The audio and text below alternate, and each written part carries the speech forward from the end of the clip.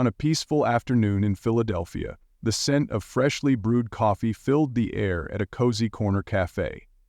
Inside, the sounds of friendly chatter and clinking cups created a warm, welcoming vibe. Barron Trump, sitting at a small table near the window, was lost in a thick book. He didn't want attention, just a quiet moment. Dressed casually in a hoodie and jeans, he blended into the crowd, hoping for some peace away from the public eye.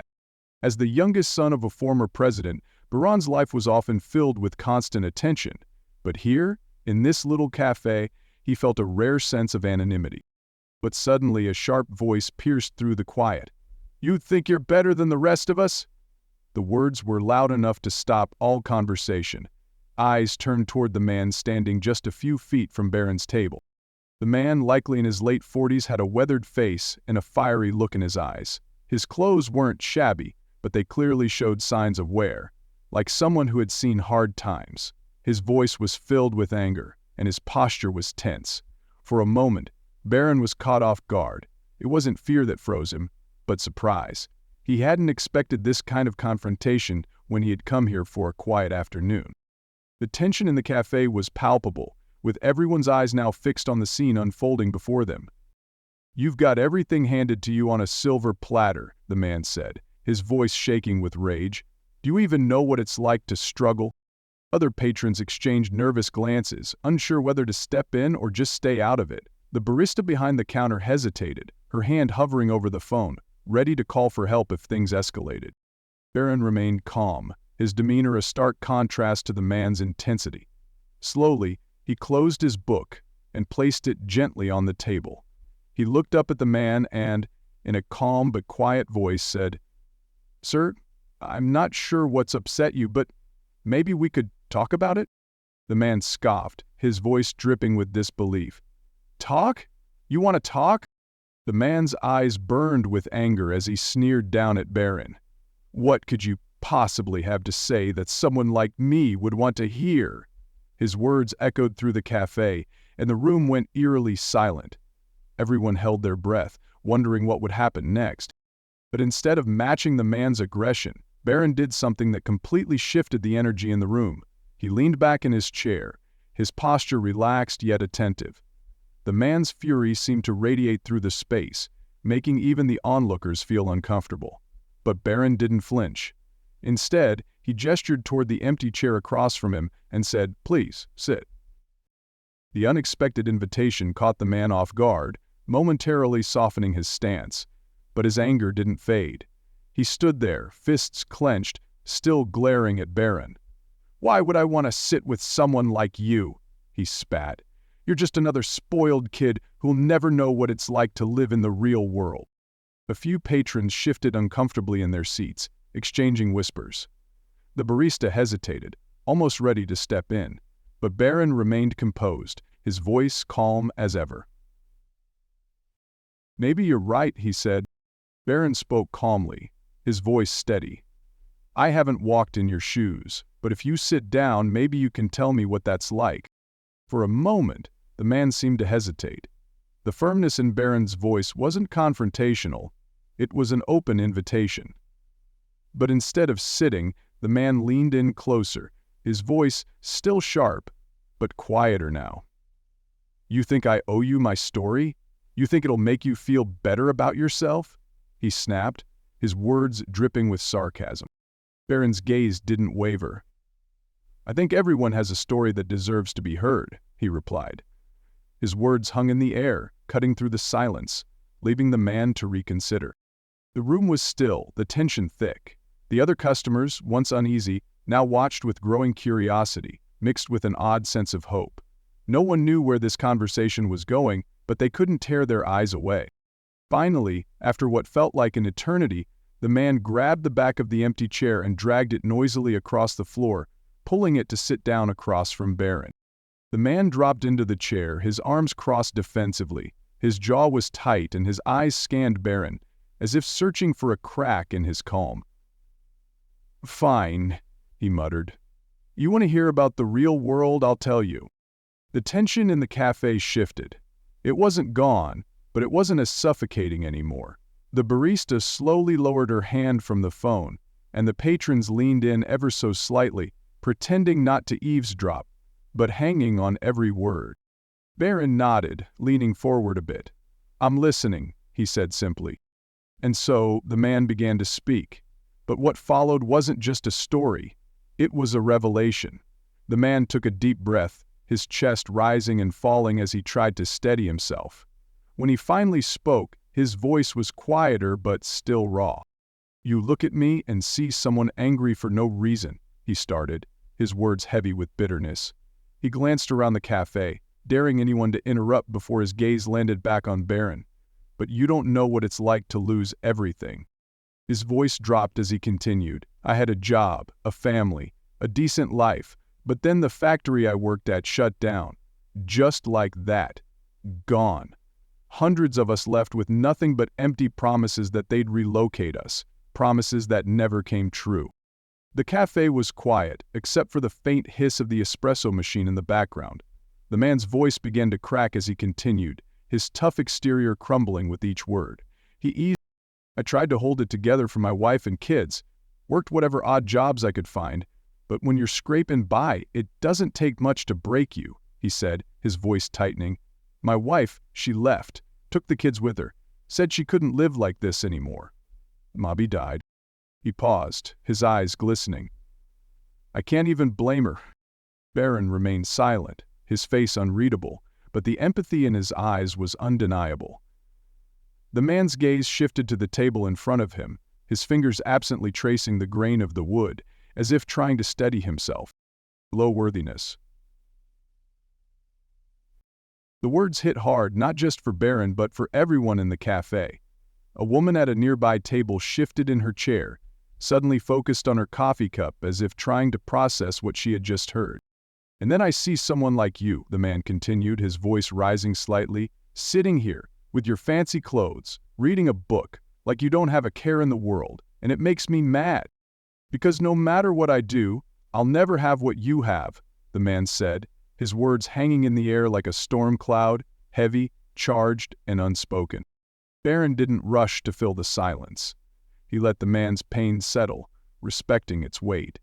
Finally, he leaned forward, his elbows resting on the table, his tone soft but steady.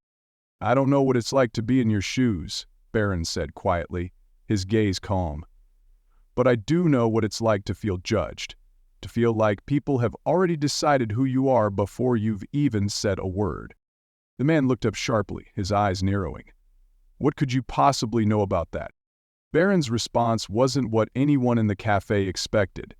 It shifted the entire conversation, and with it the mood of the room, in a way no one could have predicted. Barron took a deep breath, his composure steady and calm. The tension in the room seemed to lighten slightly. He met the man's skeptical glare with unwavering eyes. "You might think I've got it easy because of my name, and in some ways you're right. I've never had to worry about a roof over my head or food on the table," Barron began, his voice calm, yet carrying a weight that made everyone lean in a little closer. "But that doesn't mean I don't know what it's like to feel misunderstood." The man scoffed, ready to interrupt, but Barron held up a hand, not dismissively, but as if to say, "Hear me out." "I get it. People make assumptions about me," Barron said, his voice calm but firm. "They think they know who I am, what I believe, what I've done. Just because of my last name. They don't see me as a person. They see a caricature, someone they can project their own frustrations onto. Kind of like what's happening here." The man's face twitched, his posture shifting just slightly, as if Barron's words had hit a nerve. He didn't speak, but his arms uncrossed, and for a brief moment the tension seemed to ease. Barron continued, his tone measured but genuine. "I'm not saying my struggles are the same as yours. They're not. But pain is pain. Feeling invisible, like you'll never be understood, that's something we all face no matter where we come from." The cafe had gone utterly silent now, the kind of silence that feels thick with thought. Even the barista had stopped mid-step, her tray of cups momentarily forgotten. The people weren't speaking because they saw that the air on all sides of them was thick. It had perhaps burned with logic and intuition. Barron leaned back slightly, giving the man some space to process what he'd just said. "I'm not here to argue with you," he added softly. "I'm not even here to change your mind. I just want to understand," Barron said quietly. "I think we're all carrying things that no one else sees, and maybe, just maybe, we'd be a little kinder to each other if we did." The man's jaw tightened, and for a moment, it looked like he might lash out again. But then, he exhaled sharply, as if releasing something heavy he'd been holding on to for too long. "You really believe that?" he asked, his voice quieter now, almost unsure. Barron nodded. "I do. And I think, deep down, you do too, otherwise you wouldn't have shared your story with me." The man blinked, his tough exterior cracking just a little more. He rubbed the back of his neck, glancing around the cafe, as if noticing for the first time how many people were watching.